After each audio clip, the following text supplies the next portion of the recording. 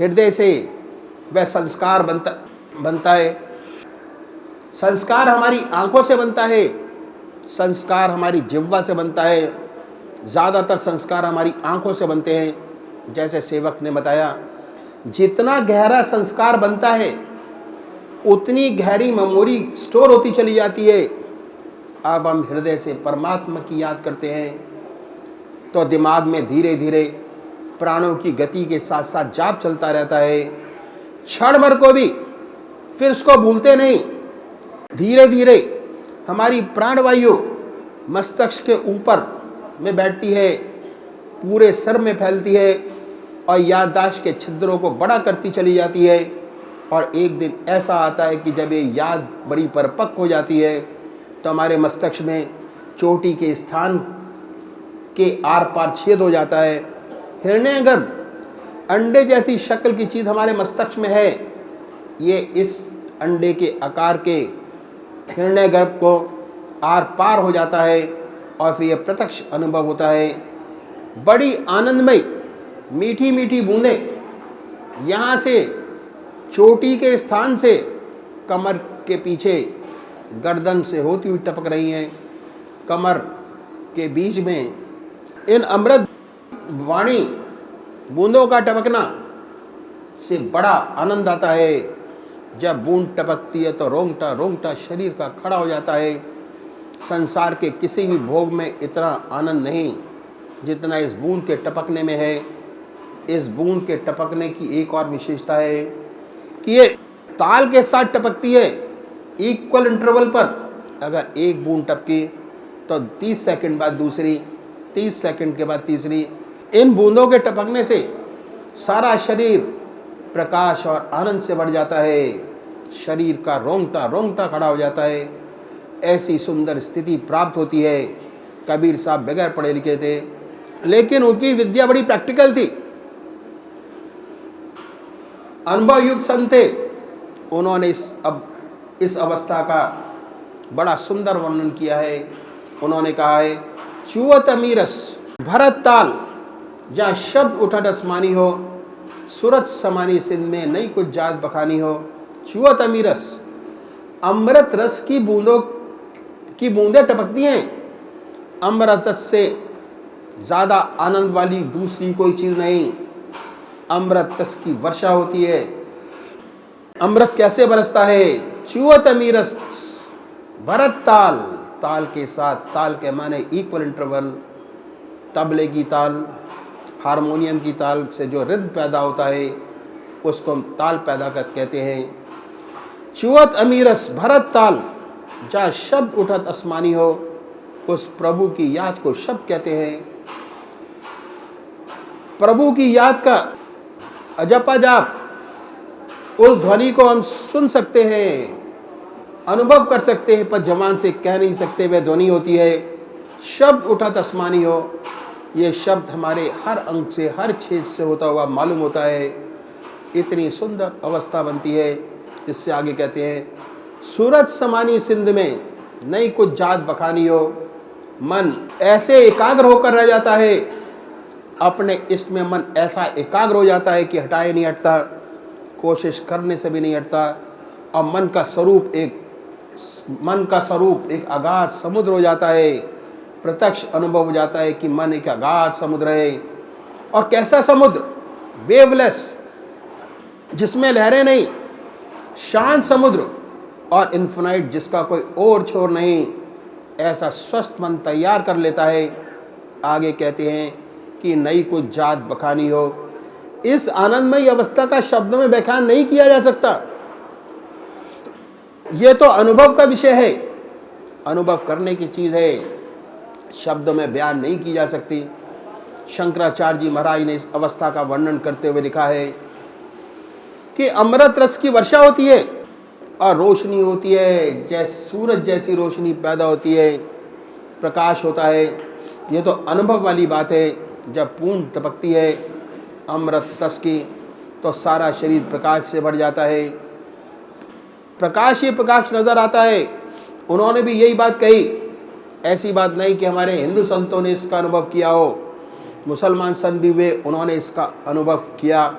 अनुभव के बाद इन्होंने लिखा कि जब दिल को नींद आ जाती है और रूह भी गाफिल होती है, तब मैं अकेला होता हूँ और यार की महफिल होती है।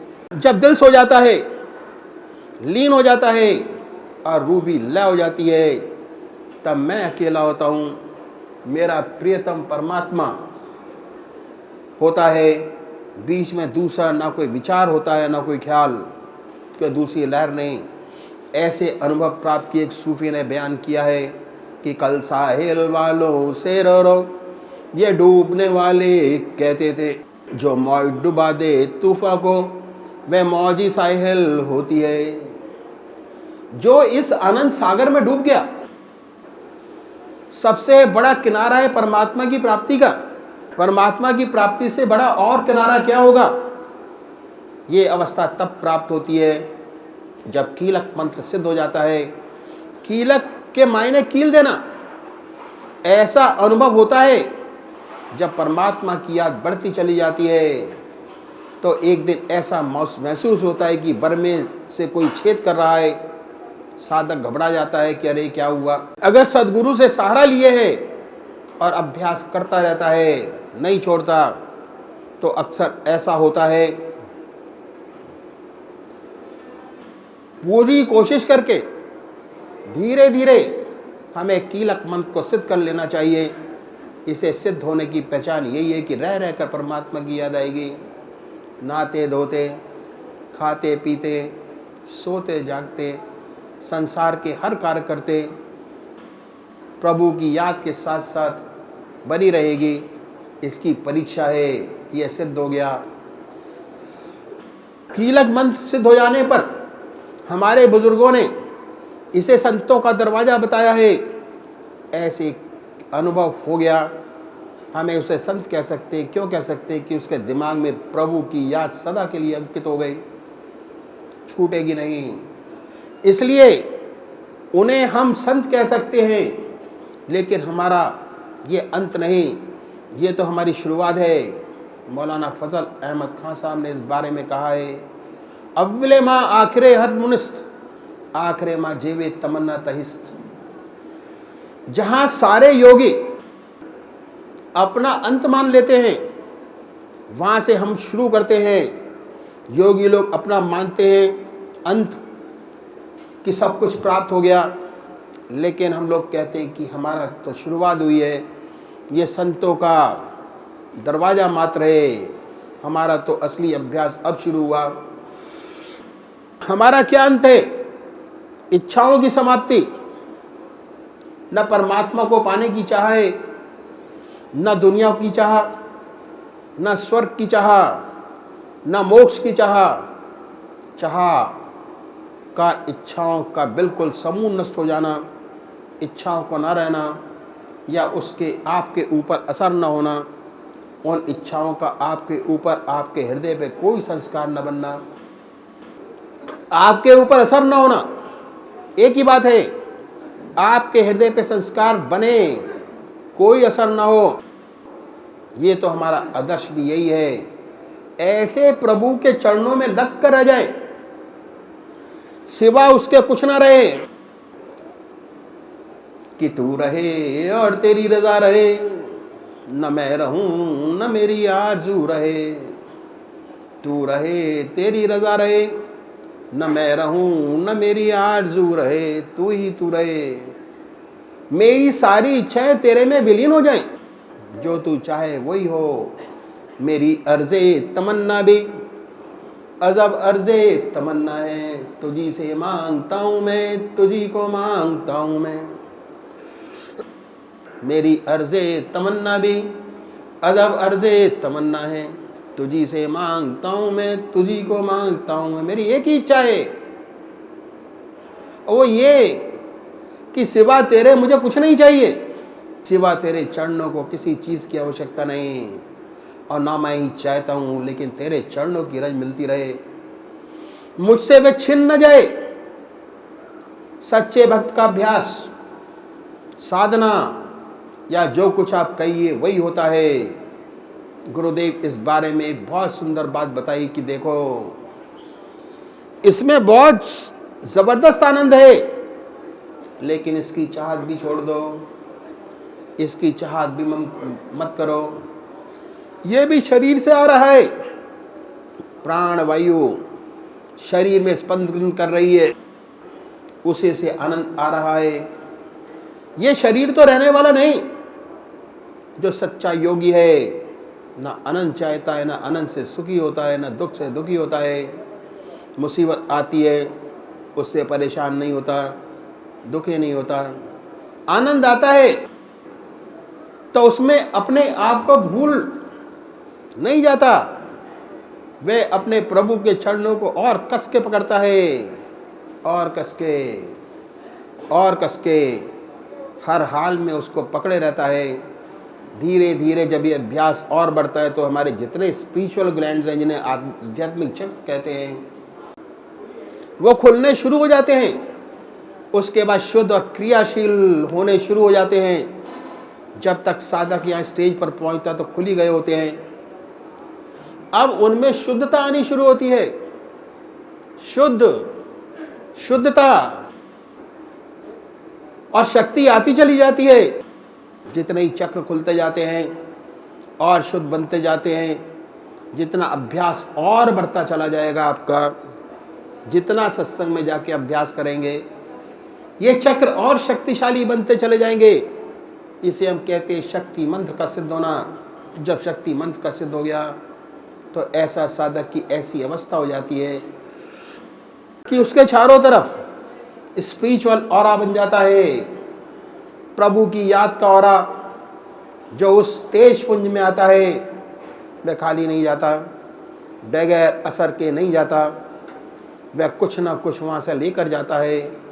जितनी ज़्यादा ऐसे संत की सोबत करेंगे, सानिध्य करेंगे, उतना ही फायदा होगा। और ये अभ्यास में सफलता प्राप्ति का एक सबसे सरल उपाय है कि ऐसा व्यक्ति ढूंढ लीजिए जिसके तरफ आत्मा का ऑरा हो, जिसके पास बैठकर आप अपने आप ही ध्यान बनता हो।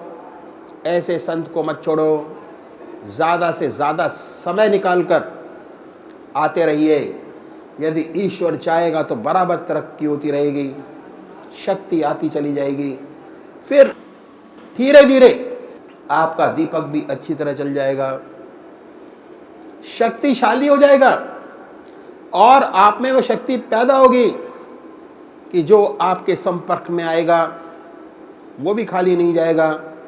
हमें तो ऐसे बहुत से दीपक बनाने हैं, ऐसी शक्तियाँ तैयार करनी है जिनके पास बैठकर दूसरों को फायदा हो, एक नहीं अनेक।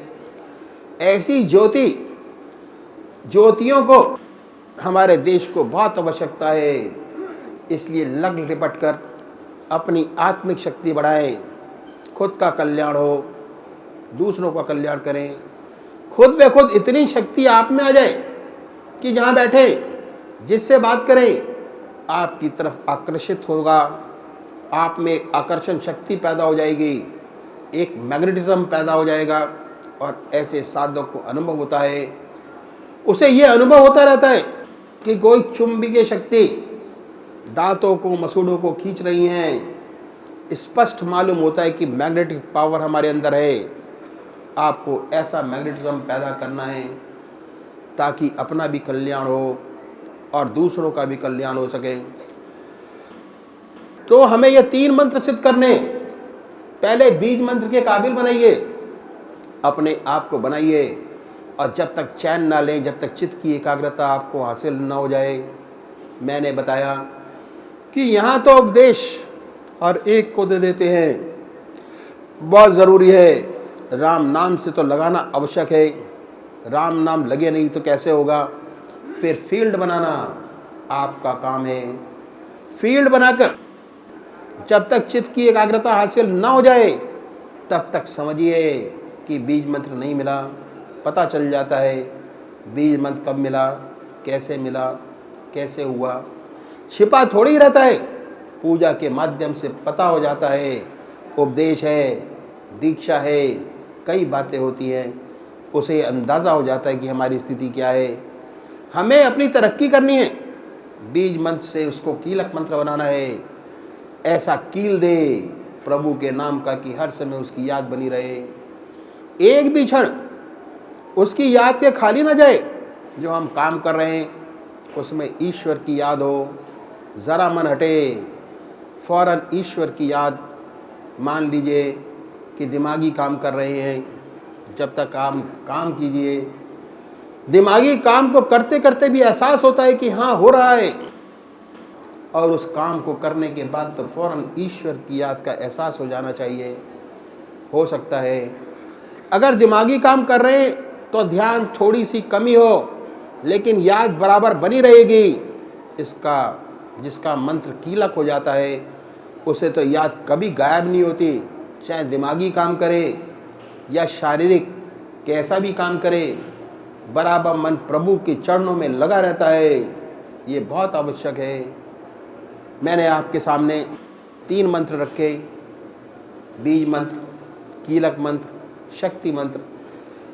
कैसे अपने अंदर वह शक्ति पैदा करें, वह अट्रैक्शन पैदा करें जिससे दूसरे हमारी तरफ आकर्षित हों, आकर्षित होकर उनमें भी सद्भावना पैदा हो, भक्ति भाव पैदा हो, परमात्मा का प्यार पैदा हो, ईश्वर की ओर आगे बढ़ें।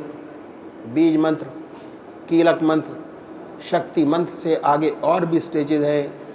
पहले हम यहाँ तक तो पहुँच लें, उसके बाद आगे की बात करेंगे। पहले खुद का कल्याण करें, उसके बाद औरों का कल्याण करना शुरू करें, फिर ये अवस्थाएं प्राप्त होती हैं। आज मैंने आपके 3 मंत्र रखे। अध्यात्म मार्ग में 3 मंत्र बहुत गूढ़ हैं, बहुत गूढ़ रहस्य, जैसे मैंने बताया। बहुत से जाप हैं, हमारे बुजुर्गों ने सिद्ध किए। अगर इन जापों को अपनाते हैं तो हमारा जल्दी काम बन जाता है। जब बीज मंत्र मिल गया तो आध्यात्मिक बच्चा पैदा हो गया, स्पिरिचुअल चाइल्ड इज बॉर्न। इस बच्चे को खुराक चाहिए। पैदा हुए बच्चे को अगर उसकी माँ का ही दूध मिलता है, वह निरोग फलता फूलता नजर आता है। कहीं माँ का दूध नहीं मिला, गाय का सूखा दूध पिलाया तो तंदुरुस्ती सही नहीं रहती। जिस सद्गुरु से आपको बीज मंत्र प्राप्त हुआ, जिससे आध्यात्मिक जीवन मिला, उसके दूध से पलोगे तो ज़्यादा अच्छा रहेगा। कहने का मतलब यह है कि इधर उधर भटकने से दूध में किरकिरापन मिल जाएगा, तरक्की नहीं हो पाएगी।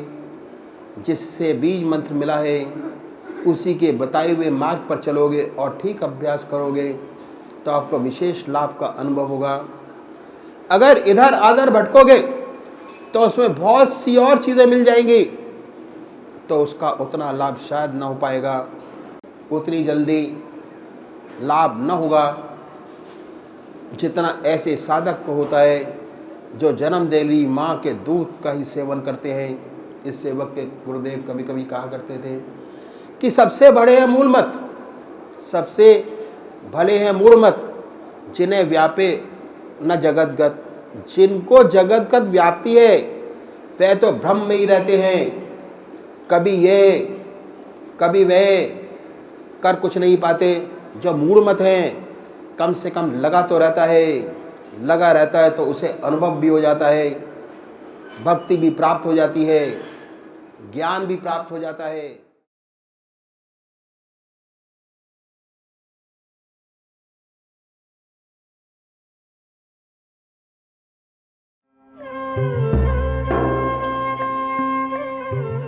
ध्यान योग के कार्यक्रम आनंद योग से निशुल्क जुड़ने के लिए संपर्क करें 9810239677।